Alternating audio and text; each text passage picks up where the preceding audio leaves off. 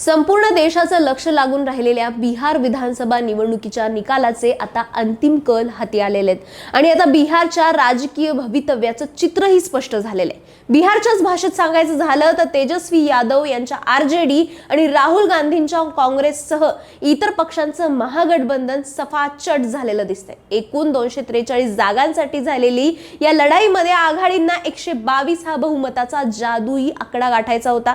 आता अंतिम मतमोजणीनंतर हे स्पष्ट झालंय की बिहारच्या जनतेने एनडीएलाच पसंती दिलेली आहे। एनडीए म्हणजेच राष्ट्रीय लोकशाही आघाडीने निर्णायक बहुमत मिळवत दणदणीत विजय मिळवलाय।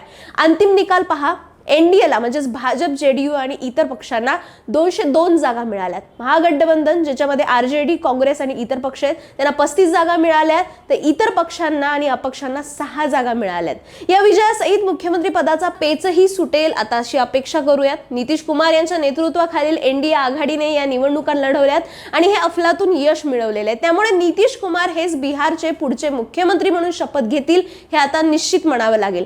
त्यांच्या नेतृत्वाखालील सरकार पुन्हा एकदा बिहारच्या सत्तेची सूत्र हाती घेईल।